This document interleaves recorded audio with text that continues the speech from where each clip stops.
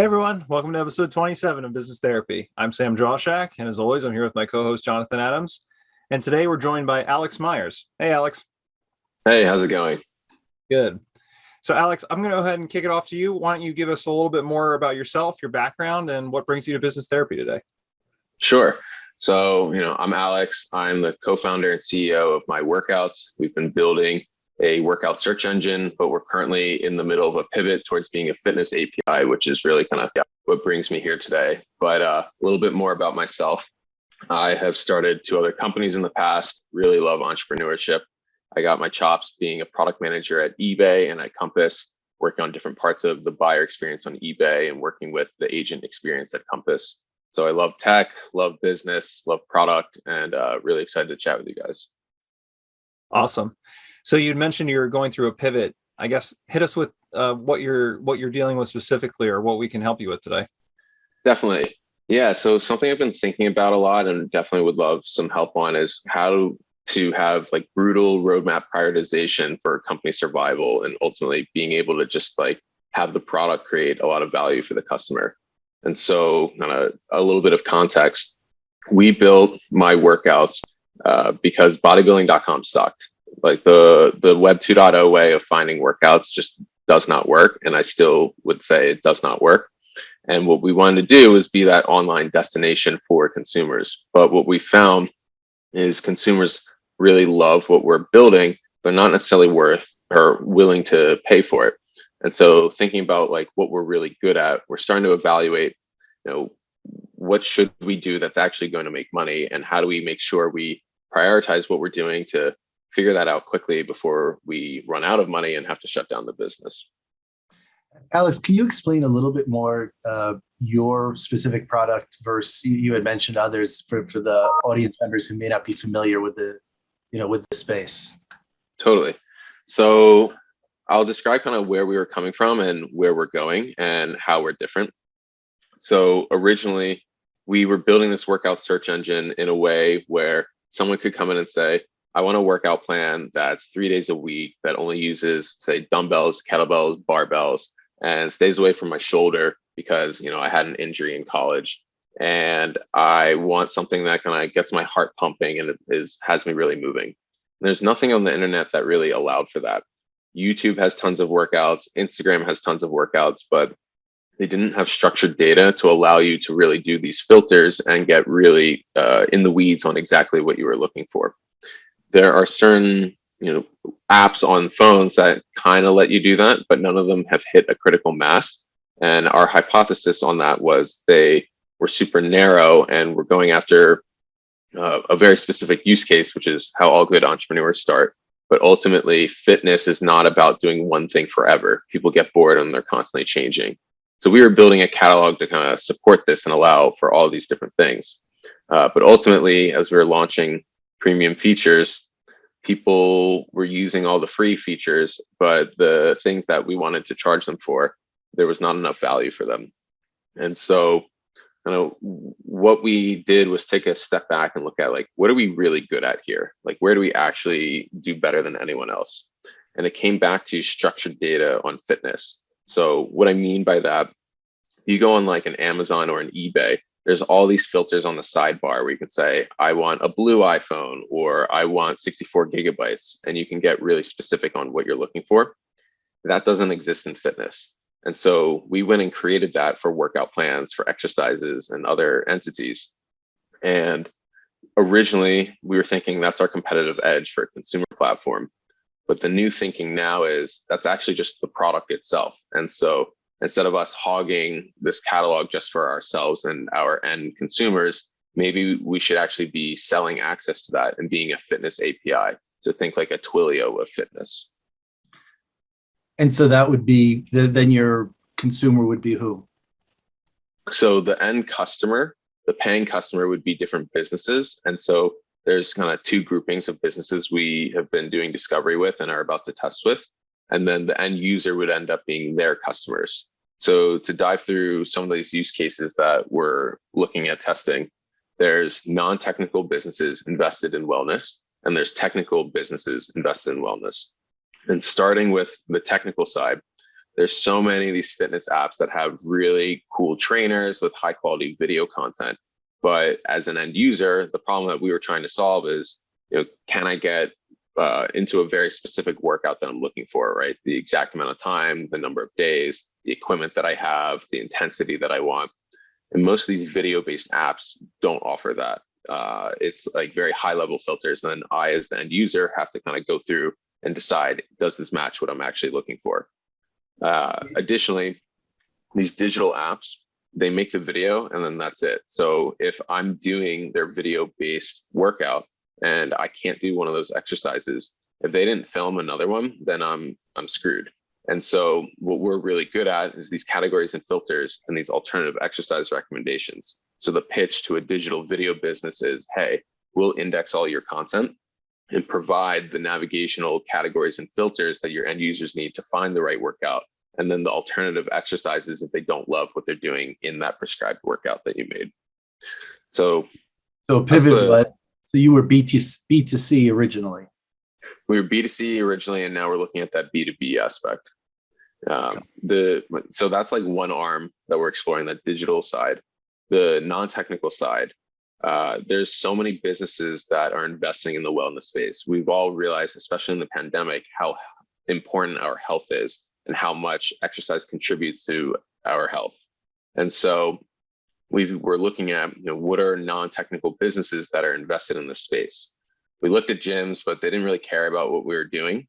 But hotel gyms were really interested in what we're doing because they have this wonderful amenity that they offer their guests for people who, want to get a workout in while they're staying somewhere.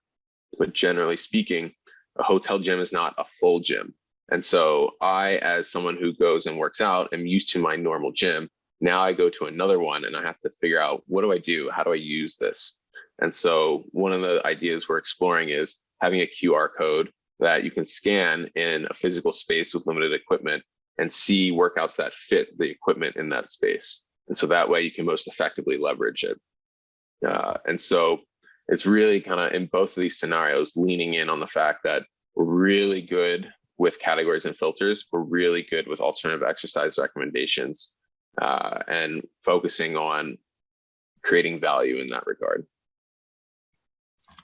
And I have a quick question. So before we start getting in conversation, when you're referring to we, because we're about to talk about setting new strategy, prioritizing, who is the team and how many, because I know that you are probably have a lot of the responsibility to set direction and tone, but when we say we, why don't you give us a little bit more about what we're working with in terms of your team and who's influencing decisions? Totally. So there's my co-founder, Diego Ricarte, and I, who are the main ones running the business. And Diego is a certified trainer, has done the design and the content. And then we also have strategic partners and co-founding first employees, Pete Dainty and Ramesh Peryathambi, who help on product side, SEO side, engineering. And then I have other folks that from my past that have helped us on the engineering side. But right now, the team is pretty lean, and Diego and I are the main ones driving the business. And then we have a team of contractors in the Philippines and India who, do the tasks that we need them to do. Great. Jonathan, I think I just rolled over a comment you were about to make. Well, I was gonna take it a step back to the original problem. Mm-hmm. So what you were starting to get into what inspired you or what your company purpose was. I think from your comments, it's pretty clear, but just if you could, why do you even start this? What was your original intention? Yeah. So I guess in terms of how we got here and why this began, when I started working out in college, bodybuilding.com was like the main resource. There's like musclestrength.com, some of these others. This all predated these fitness apps. And ultimately, it was just too hard to figure out where to get started. And the process was basically going on Google or clicking around their site, researching some stuff and seeing does this work? Does it not? And figuring out what you liked. And in this world where Tesla has cars that can drive themselves, it is absurd to me that fitness is still very difficult to figure out for yourself. And so with that in mind, we set out to say, all right, we need to make fitness simpler. And so with that North Star, how do you get to that point? What are the key problems? And so the problems that I had identified was it's too hard to navigate all of this content. It's too hard to figure out what is going to work for me because fitness is not one size fits all. And so knowing that it's hard to navigate content and figure out what's relevant to me, what enables that? And the answer was a catalog. So if you don't mind, Jonathan, Of course. You kind of started to answer and then moved into the problem and kind of the business plan. But I want to ask one more time, what were you excited about when you started? What were you passionate about? What gave you energy to work on this? Like what aspects were more personal to you? Kind of think back of when you got excited about sharing this ability or this capability with the marketplace. What was it for you? Yeah, I mean, it really comes back to the first thing of just making fitness simple, right? Like it shouldn't, for me, it was like, it took way too much time and way too much trial and error. And the reality is if I am someone or if a friend or a stranger is someone who says, I'm going to set out and do this, like that is the hardest part, right? You've made that call, you're on a mission. You shouldn't have to, it shouldn't be this like trial and error thing, right? And so what gets me excited is when someone says, all right, I'm setting out on this mission, I want to be healthier, I want to move better, then that's the key piece, and the technology should just serve that. And that's what gets me excited and motivated. And this would be the target user is any level of fitness. So someone who's just starting all the way through advanced or? So right now, the way I would describe our target user is something called an indefinite intermediate. And so what that means exactly, there's simple buckets of like, I'm a beginner, I know nothing. I'm intermediate, I know some stuff. I'm advanced, I know a lot of stuff. And so, beginners need a lot more hand holding, advanced know what they want. So you get into that intermediate bucket where I know some stuff, I don't know everything. And the way we segment that further is there's your average Jane and Joe who loves kind of their Peloton, their ClassPass, the classes that kind of gets you going and moving. And then there's what we call that indefinite intermediate, where they're not doing these video-based classes. They're actually researching the stuff on Google. They're finding a plan online. They're taking about 80% of it and they're modifying the last 20%. And there's a high concentration of this demographic in young guys in college who are, starting to go to the gym, finding ways to stay healthy. And now that they're not in like high school athletics, it's not exclusive to that. We do see a huge opportunity for beginners and advanced long-term, but to your point, we can't build something for everyone on day one. And so we've really lasered in on that on that demographic and workflow. And where I'm going, I'm trying to confirm, and I think where Sam was starting is that the initiative the initiative you felt when you started and the people on whose behalf you want to solve a problem, those conditions have not changed since you started. Yeah, I think that's accurate. Effectively, a lot of the roadmap has been built for what did I need when I was 19 years old. So that's fair. And just to complete that narrative point, the excitement for you then would be if somebody who was less knowledgeable wanted to work out, are you excited to teach them? Are you excited to see them get results? Like if you were just thinking about a simple narrative that brings you excitement and brings energy through you, what does that look like for your end user ultimately? It's kind of both pieces that you mentioned, right? Like as an end user, like I have decided I want to do this and I finally found something that makes sense. And now I've actually like achieved what I wanted to achieve, which is like a lot in one, right? But ultimately you can't achieve something if you're not excited about it or if it doesn't fit. And if you just found something you're excited about and it fits, but you don't actually do it, then who cares? So in terms of what gets me really excited, and we've seen this with our users and with folks that we've done one-on-one coaching with, the light bulb that goes off of like, oh wow, like this plan or this adjustment like really makes sense and I love it and I'm seeing the results. That's what gets us going. Sam, were you going to follow that up, or? I was giving you a pause. I'm brimming now with excitement to answer a lot of aspects of this, but yeah, did you have a direction you were going to take, or I'll just start diving in? Well, just that we're covering the purpose and the context. So your original why and the conditions in which that why live. And those, if the conversation is in that domain, it dramatically changes the advice or information we would give. If it's changing in the how, how you're achieving that, that you're achieving it, or any conditions of the how, your strategy, that's a very different conversation. So that's why we're just trying to nail down that in fact, that it's a validated problem, or solution that you're bringing, and you're still excited, and there's a need in the market for it. Definitely. Yeah, I guess what I would say is the motivation and the why, like that North Star is still there, right? It's definitely more in the how, because what I was describing before is still the same. Like it sounds a lot different, but it's still the core thing of like, well, what do I do, right? Like what's going to work for me in this situation? How can I be successful? And so what I've been trying to do, and I'd love your input, is we came in with like, this is what we want it to be, but we're trying to be really pragmatic and look at the data and listen to what people are saying and look at the opportunities. And there's what we started with, what we want, but there's also reality of what we can be and what we should do, and kind of bringing that together, and being true to what we're passionate about and the motivations. Yeah. And I would respond, and this is kind of also giving some more context to what we're absorbing right now in this early part of the conversation, which is there's certainly the best practice mechanics that you're describing, which is you start interacting with your marketplace, you start getting data back, you start to move.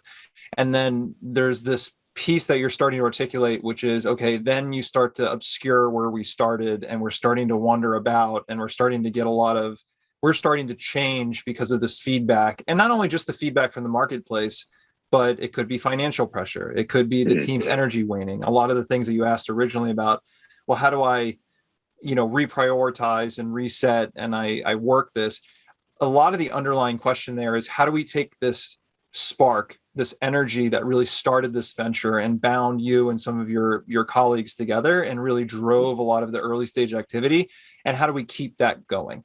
And that mechanic is something that I'm going to try to articulate it from my perspective first at this high level, which is making sure when we're talking about the why versus the how, that's why everyone says that why is very important. But it's not just important to maintain its integrity because it will make your product successful. It's because that original why, that's your energy generator. And that's one of the most important things for a startup, because if you can't align with it, it doesn't matter if the market likes it or not, to a certain extent. And this is kind of counterculture, because if you cannot generate that energy on a consistent basis, and you can't motivate your team, you can't spur action based on your excitement and your passion to put energy toward this venture, then it doesn't matter what the market is telling you. It doesn't matter whether the product looks better this way or looks better that way. The business can't be sustained early stage if you're not aligned with it personally. So that's one thing that I want to just start the conversation with, because that's why I think the why, maintaining its integrity, is absolutely critical for that reason, not only because it's also going to give clarity and help with team focus. I totally agree. Yeah, that makes sense. It's something we've been doing a lot of soul searching on as well. And tying that thought, further, if you're not very clear about the conditions in the universe that you're trying to set out to change, if you're not very clear about that, then any feedback you get will start to be measured about, on some other metric of success. So is someone buying something? And that, there are many, there are tons of entities out there like Slack and others that totally started as one, entity, and market response made them become something else. It's not what Sam and I would normally advocate, because we believe in that energy, as Sam is saying, and that we're focused on actually having a purpose, and the purpose not being just money. The success should come as an afterthought, or not an afterthought, but it should come along with solving a needed problem that needs to be solved in the universe. So any feedback you get from the market, at some point, if you're not clear about the conditions, it will pervert whatever your intention was. And that's how you start really getting confused and losing your way. So that North Star, as you mentioned, is absolutely critical. Totally. That makes sense. Yeah, that's really helpful. And we'll talk about that for another few minutes. I think it's super important. But the one thing I'll also give more of a mathematical basis to lock in your mind if it helps, which is when we talk about value that you deliver to clients being the difference of benefits minus cost, when you're a startup, the cost accelerates very quickly when your energy is not there. And that's a lot of times what people don't consider. So you can talk about the limits of a startup, because startups can be very flexible and you can evolve very quickly. So how do you know what your own boundaries are, especially when it's not just you? You have a co-founder, you have several other founding members. So when we're talking about, okay, we've got data coming in, how much can we pivot? The factor that we really need to hone in on is that cost of your own energy, the cost of your own intrinsic motivation. And if that cost is, you can change directions rapidly. You can do a 90, you can do a 180 degree pivot if you want when you're a small startup. But if going past a certain threshold of direction or activity starts to make you and your colleagues not feel into it, then the cost has already become way too high. And that option actually, even if it's logical, if you're just looking at the numbers, that is not an option for you anymore because the value is no longer there. The cost to produce whatever benefit you were originally out to produce is now too high to be tenable. And people don't really consider that too much because you want to be data oriented, you want to be data driven, but also your intrinsic personality, your purpose, what drives you, what makes you excited, what gets you up in the morning, you can't dismiss that, not in a small team and not in a startup, or cannot be viable. Definitely. And I'll echo that from experience being an investor on the investor side of startups. If I see that the original passion is still in play, that original objective and why is still in play, if the how changes, I actually get less nervous. I get a lot, and it doesn't comfort me if suddenly there seems to be some revenue generation possibility in a particular area, because that just tells me that whatever I looked for in that person, and the people I believe in to start has changed, because their integrity is based on just they've lost their way and they're just chasing something, as opposed to, no, this is still a problem. Those conditions haven't changed, and I'm still determined to solve it, even if the solution now is radically different. So even you're going from B2C to B2B, that wouldn't make me nervous at all. And so what I think sometimes what looks like big pivots don't feel like it from the investor perspective. Sometimes a little pivot feels very big if it doesn't seem tied to what I originally thought they believed in. Got it. That makes sense. How would you compare that to like a Stripe or a Brex, which did some pretty phenomenal pivots? Like their why, I believe, changed. Have you thought through that a bit? I mean, that's like I said, with Slack, for example, they had nothing to what they became successful for, had nothing to do with what they started. And there are definitely investors out there, and there are definitely individuals out there who they're guided by success as a metric, and success is this amorphous purpose that maybe is based on financial, success or something like that. And there are many investors out there, and there are many individuals who that would be exciting for. Both Sam and I, and if any, if the listeners out there of our podcast, we don't really believe that's a very sustainable purpose, and it's not something that ultimately brings joy. So I can't speak to that, but clearly there are examples out there of people who started with one intention and ended with another, and that works for a lot of people. Yeah, and I want to echo that. In a lot of these case studies, the ones you mentioned, and there's a ton of them, it's hard from an external party's perspective to comment whether the founder, when they were going through some of these paces that you're going through now, they were happy, because the success of the company is ultimately divorced from whether they sacrificed their life or their happiness to get there. And you could look at those case studies and you could follow their path, but you're at a junction, you're kind of at a critical junction now where you're thinking about making big pivots, you're changing the how, you might even be changing the why.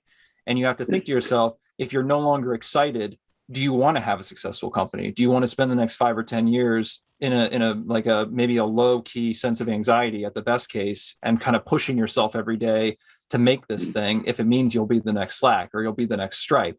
And in terms of offering conscious business advice, we don't believe the universe or you personally or your team will be served by pushing through some of those barriers on a day-to-day basis to try to find that level of success. And typically that North Star there's unicorn scenarios across all things. There's people whose dedication to their labor of love is to just push through their discomfort and do it. But that's not something that, we would normally recommend to somebody at a planning phase, because as a strategy, it can be very self-damaging, and it can be very, it's not going to lead to a great outcome most of the time. And 2/3 of startups fail, right? So we're looking at a Slack, a Stripe, somebody, an entity that became successful. I can tell you the most demoralized that I've seen people is when they fail, not even doing what they wanted to do. They failed chasing what they thought the market was telling them to do, or something like that. Whereas I've seen people fail, and I'll use that word, in maybe the common sense, where they actually solve the problem they set out to solve, and they created something they liked, something they would have wanted. And that's much easier to bounce back from than it is when you get really confused and you feel like the whole startup game is just misery. So I think that connection to what Sam is saying about that original energy, it's absolutely critical on multiple dimensions. And using that rare case of success, and not looking at the 2/3 or majority of them that aren't, is probably not the best way to put it in context. And that's not even to say too that the people in Stripe or some of the examples that we just mentioned casually, they didn't have the same conversation, and they ended up following their passion and follow their gut. And that's 100%. Yeah, we're not making a judgment. It's just like the intention shifted. And Eric Rise, the lean startup and all of that, get it out to the market quickly and listen to the market. Since then, there's been a lot of studies as well.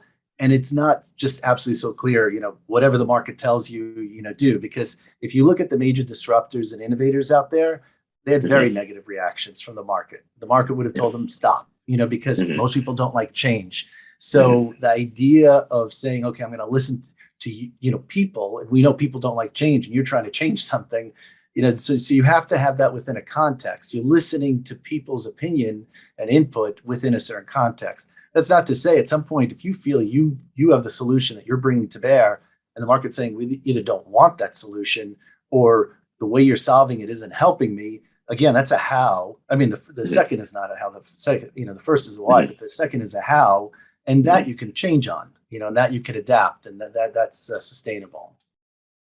Yeah, that makes sense. I mean, as I'm digesting everything you guys are telling me and sharing, which I really appreciate.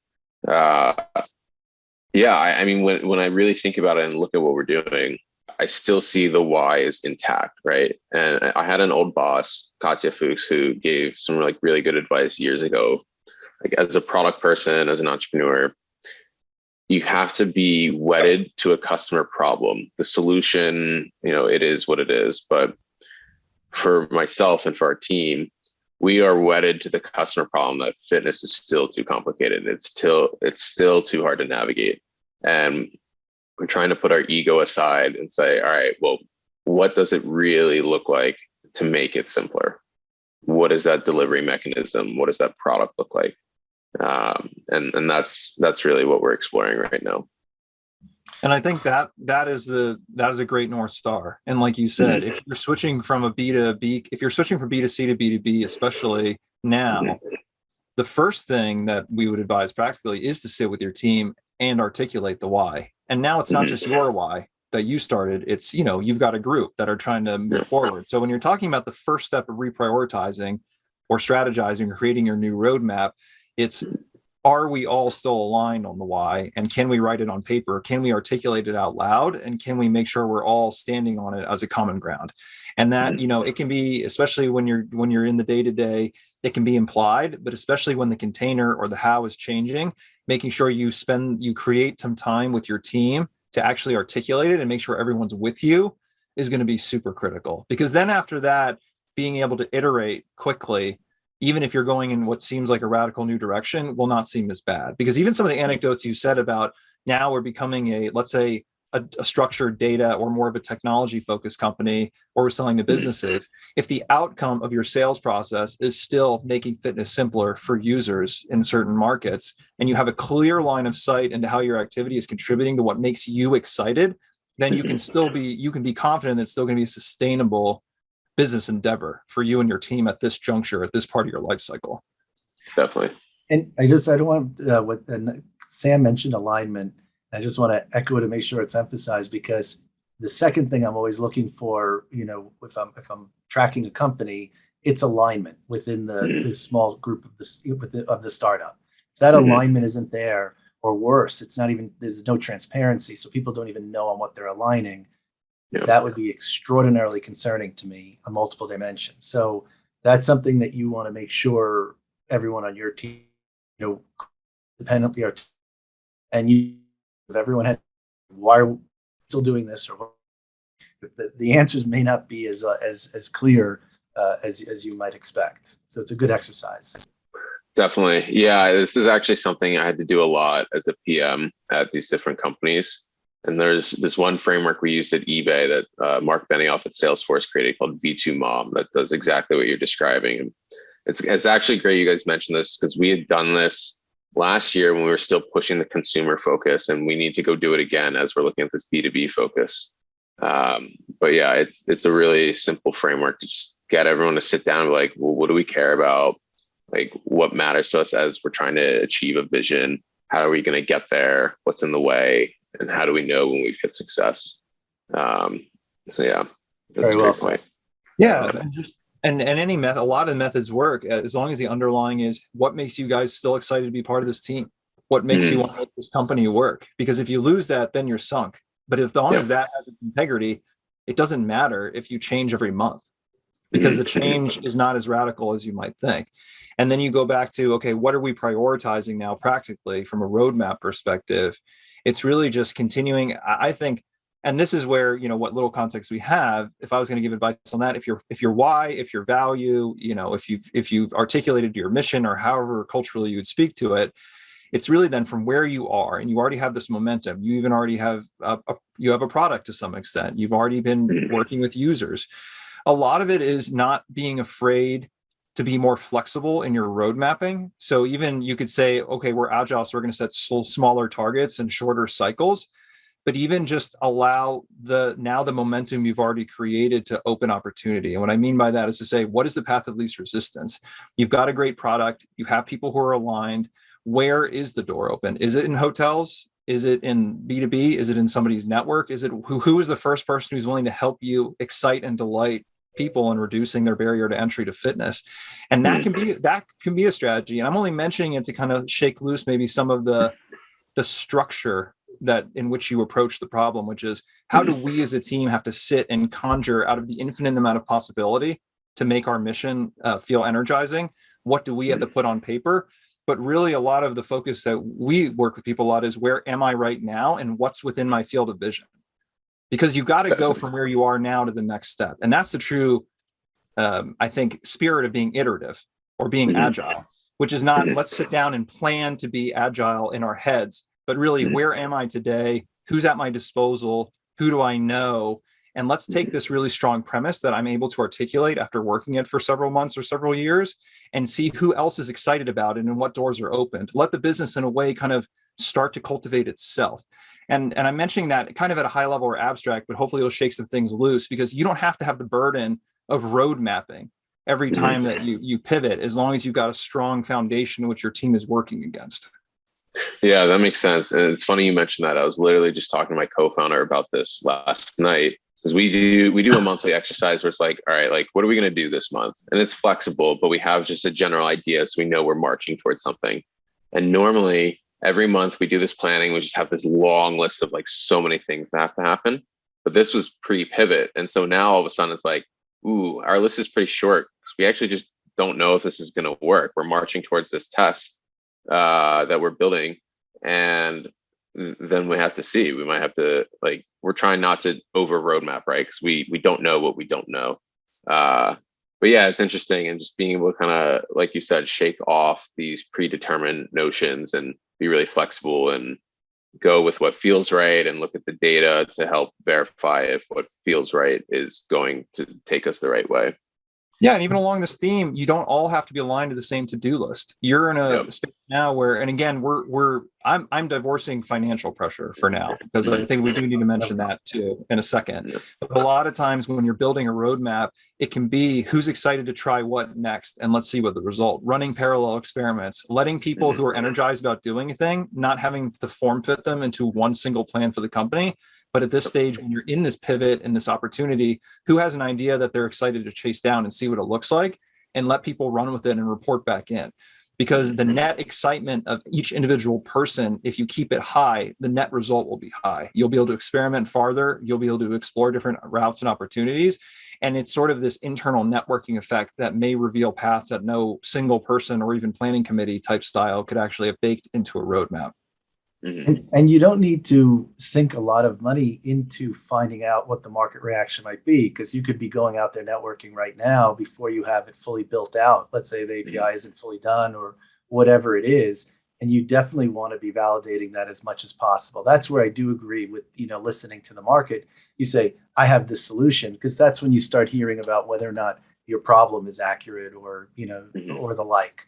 So that I definitely think more could be done. But I think a good segue into the financials are pivots are very expensive, and it's very hard to be present and realize, okay, but the conditions have changed. So logically now, whatever we invested till now wasn't a waste. It was the best choice at that time. But what would really be a waste is continuing with this to-do list after we've made the realizations that we've made.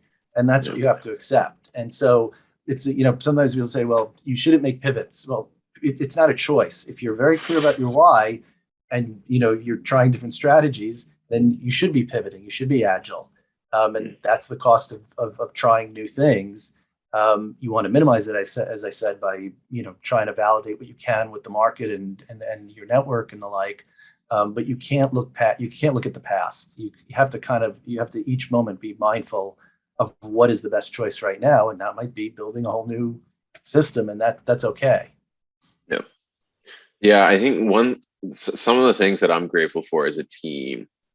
So the way we built the system as it is now, like none of it was a waste. It's kind of retooling a bit, which was really lucky. And just like we all sat down and like thought about this, knowing that a pivot could very well happen. The other thing too, like, I try to operate off first principles. There's this like article I was sent about, how Elon Musk operates off first principles of like, he's building spaceships that go to the moon and go to space, right? Like it's wild. And before he started, it's like, everyone's like, what are you talking about? But kind of using that mentality, the reason we have conviction and we're testing what we're testing is last summer, before we were assessing this pivot, I went and just printed out workouts on a piece of paper and like had like this exercise, here's an image, and here's a QR code if you want to scan it and see how the exercise is done. And I just walked around New York, went into random gyms and tried to leave it there. And most of these gyms told me to get out. A couple let me leave the papers, but definitely threw them out. But it was when I went into these hotel gyms that their eyes lit up. The staff and the operators are like, wow, like, we know our guests use these gyms. We don't have trainers to really help them. So they don't really know what they're doing. And the main blocker for them was having it approved by corporate and having certain branding and whatnot. And at that time, we didn't have enough evidence to give up on the consumer dream.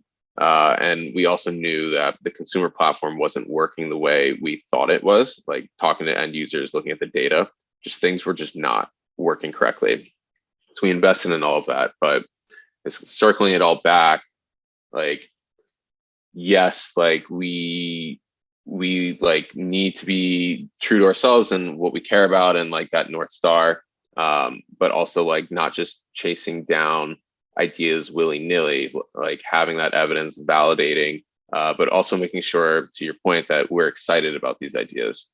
And honestly, when I saw these hotel staff, their eyes light up over like, oh, this is neat, like that got me really excited. And there's a bunch of other non-technical businesses that have similar problems, like cruise lines that are investing in wellness and luxury apartment buildings and home equipment manufacturers. And so It's really been a journey. But all of this and kind of you guys, your feedback and helping tie it all together and making sure we're keeping aligned to what we care about has been super helpful.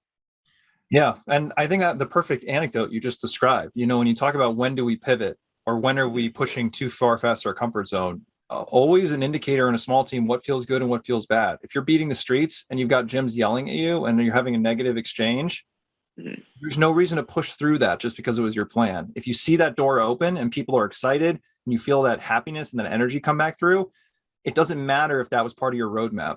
That's a more viable route for you to take and explore, because if it makes you excited, chase it. You don't have to hold the reins so tightly about where the business is going to end up. If you keep following those indications that like, I'm hitting a wall here, people are yelling at me, I don't feel good going down this route, then don't go. You don't have to, just because you think that might have been the best thing for the business. And then you end up having a much more iterative and chaotic path, but it will be a much more fun journey, and a journey that you'll much more likely to be able to succeed into something really big and really expand that container. Definitely. Now, the finances, that's how you fuel your energy. Yeah. And at the end of the day, we didn't really get into your specifics there, but that you could treat as a tactical challenge. There's so many different ways of raising capital, and we even covered that on one of our podcasts.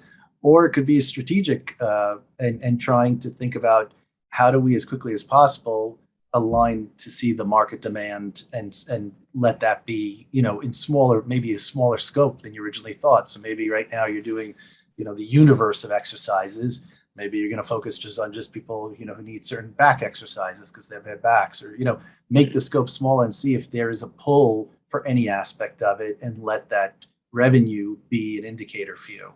Much harder path to follow, and achieve a specific change that you're looking to make in the world.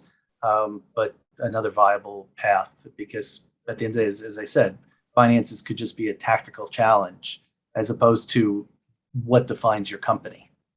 Yeah, Successful companies, obviously, that have gone long periods of time before they made $1. So, and I'll quickly add from the, I guess, the conscious business place, we would really highly recommend that people divorce your financial pressure from the day-to-day work, because and that may sound like, oh yeah, hey Sam, that's easy to say, but and we could do a whole nother podcast on the mechanics, the pacing, but I will say, when you start to conflate your need to make money with your need to like transform what you're trying to do into something viable that makes, fulfills your passions in terms of being entrepreneurial, it can be very, very dangerous. There's nothing that turns people off more than seeking funding because they don't feel like they have another option. When you really are running into all bad options and you're running out of financial runway, it's not what entrepreneurs want to hear. But, just the quick version is, it's not a bad thing to slow down and possibly, reduce your pacing and your velocity so that you can remain mindful. And that might mean finding another job, finding another source of income that's palatable. But rarely are you going to start to get into this desperate slide where you're running out of money and you have this pressure to make something happen, because the more unhappy it becomes and the more of a slog and the more drudgerous the activity becomes, it's slowly killing your own idea. It's slowly killing your own company and killing your passion. So, there's a lot of different advisement we'd have here, and we don't have that much time left to talk about it, but it really corrupting the two together is very inadvisable. And I think like this focus on the value that you're creating, the energy and where it's coming from, it's just going to have to be very carefully balanced against you and your team's financial requirements, but don't let one lead the other, basically. Totally. Yeah, I agree. The way we're looking at it is like, okay, like this is a signal that's creating some urgency, but not necessarily like driving everything. Like, it's like, okay, like let's rethink, because that number is changing. But we have some ideas on like how to balance that out and buy time. Like for me, the money is not what is driving this. It's like, have I explored this fully? Is it going to work? Right. And so, if the bank account hits zero, I don't care. I will figure out something to keep rolling. The reason it took so long for us to, do this pivot is I did not have enough evidence that direct to consumer wasn't going to be the big thing right now. Now I have enough evidence that it's just not the big thing. And so on this pivot, as we're exploring, I won't stop until I have enough evidence that it's either going to work or not work. On a personal note, once upon a time, I'm not as dedicated by any stretch as I once was. I would have killed for this solution. I used to cut out all these different articles from Men's Health and all these different sources, and I had piles and piles of different workout regimens, and based on if my back was good, my back wasn't good, and lugged them around, not knowing what I was going to do with it. And so it's exciting that that someone is solving this this problem. Thank you. I appreciate it. Yeah, it's insane that you have to do all of that work, right? The information's there. It's just unorganized. So you came with a huge topic, and I know we could only address a portion of it, but how are you feeling as we get close to wrapping? Are you feeling lighter? Tell us how you're feeling. Yeah, I'm feeling lighter. I'm feeling reconnected more with like that mission and how important that is. And I'm feeling more energized to go and tackle this. That sounds like as good as outcome as we could hope. So thanks for coming on the show, Alex. We really appreciate you sharing your story and giving us a chance to talk to you about some of these big topics. And for anyone else who wants to come on to Business Therapy, don't forget to comment or reach out to us. We'd love to have you. And other than that, we'll see everyone next week. Thanks a lot.